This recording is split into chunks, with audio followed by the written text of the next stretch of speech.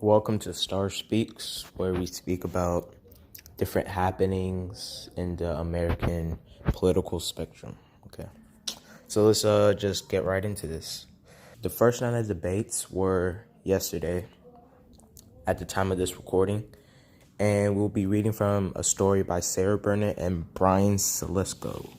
So, should 2020 Democrats go big or get real? Should Democrats be going big or getting real? That's the question that dominated the Democratic presidential primary debate, as progressive favorites Elizabeth Warren and Bernie Sanders fended off attacks from lesser-known moderates.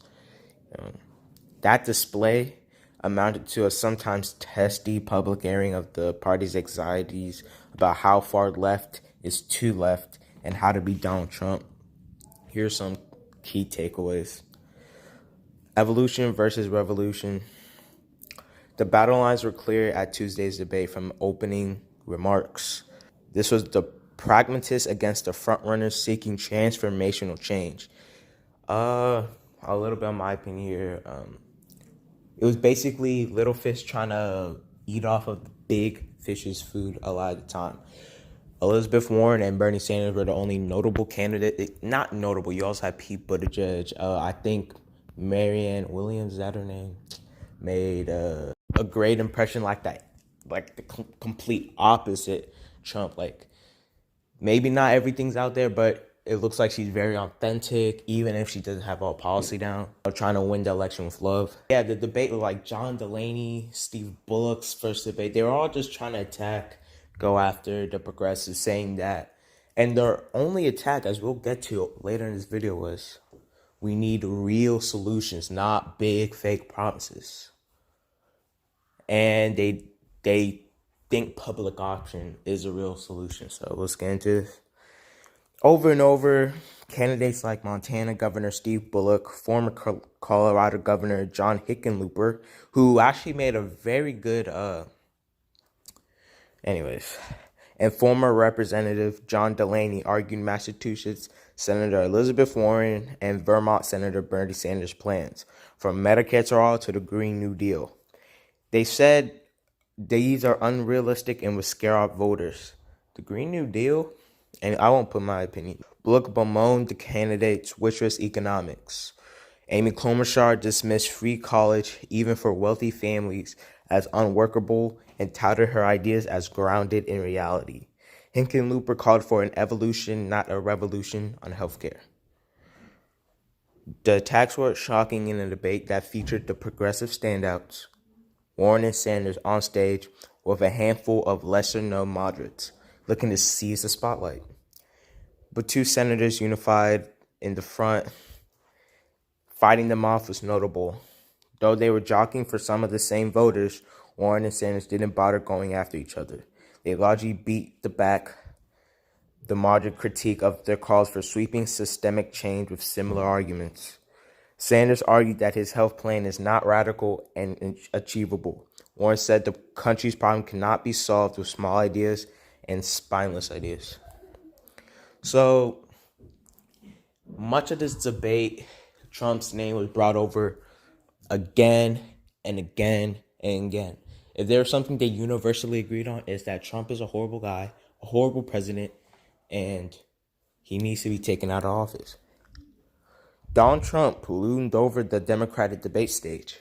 Repeatedly, the candidates missed their policy plans with political strategy, arguing over whether their party's left-forward push will open them up to GOP criticism. The notion of taking away private insurance from millions and a Green New Deal that makes sure every American is guaranteed a government job that they want is a disaster at the ballot box, Hickenlooper said.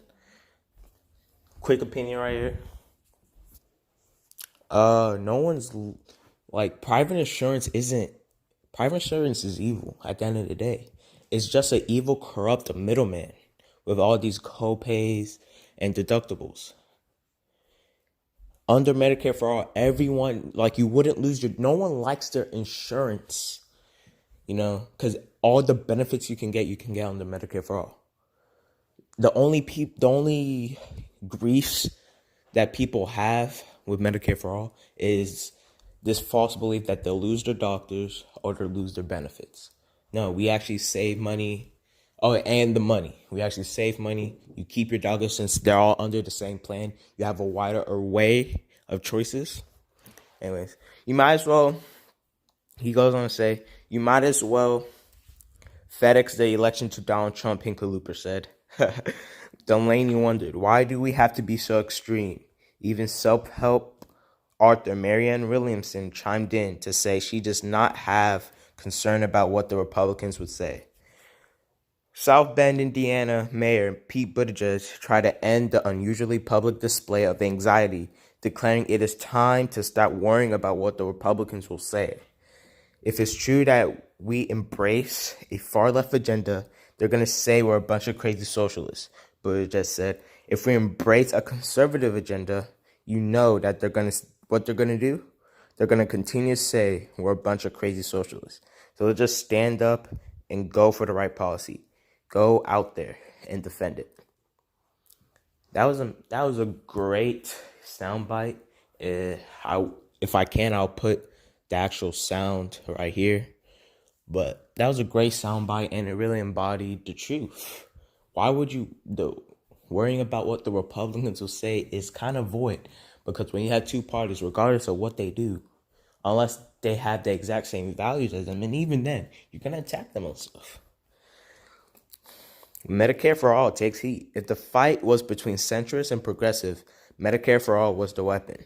The early moments of the debate were dominated by a fight over whether Sanders' plan to eliminate private insurance in favor of a universal government health plan is possible, practical, or political suicide. At times with Medicare for All supporters, Sanders and Warren outnumbered, the centrists piled on, raising debates about the quality of care it could offer, the cost and disruption to the healthcare system. Tim Ryan called it bad policy and bad politics. Bullock said he couldn't support a plan that rips away insurance from Americans who haven't. And they continue.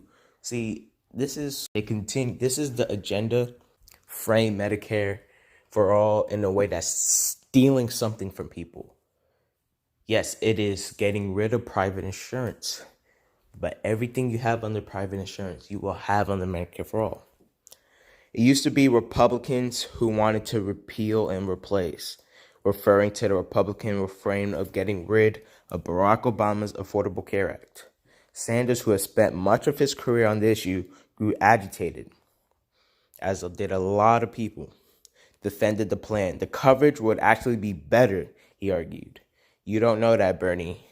I do know that. I wrote the dang bill. Wow. That was Ryan. Ryan is not going to be around for the next round of debates. And that's good for him. Every time he's been up here, he's been embarrassed. First by Tulsi, now by Bernie. He has no real policy plans. He doesn't even have the, arbitrary rhetoric lines. He's done. They unite against Trump on race. For all the divisions on stage Tuesday, candidates were unified in rebuking Trump's racist comments and using race as a campaign theme for 2020. Trump in recent weeks has told 4 congresswomen of color to go back to their countries that they came from, even though they're all U.S. citizens, and has criticized Representative Elijah Cummings, Baltimore area district, as a rat-rotten-infested mess. Right here. So from what I've seen, people are saying he's saying that to distract, because during all of this, he passed major legislation concerning immigration. The Supreme Court allowed for building the wall. It allowed that. It signed off on that. But the fact remains, if you continue to stand for Trump, you may not be a racist in your everyday life. You may not be a racist at all. But him being a racist is not a deal breaker for you. And that says something. They go on, said, Klobuchar said, I had enough of the racist attacks in our opening statement. Sanders said Trump exploited racism. Warren said the president is advancing environmental racism, economic racism, criminal justice racism, healthcare racism. Warren was strong applause from the Detroit audience. But I think I'm going to end it right here. By the way, audiences, if you want a fair not even a fair debate. If you want a policy-driven debate instead of a debate that goes for quippy one-liners, a debate that goes for the best sound bites, get rid of the audience. You don't need them. It just helps the candidates cater to them, pander to them. You know, in the story that I read, they used audience clapping lines as a way to measure effectiveness or truth behind what a certain candidate said. When that is a very small population, I'm not really getting on to them, but CNN did it as well, saying that Bernie barely got any audience clapping or something like that. Anyway, just get rid of the audience, and then you'll have a policy-driven debate. You know. So my winners and losers, are we gonna rotate to that next? Yeah, let's rotate to that.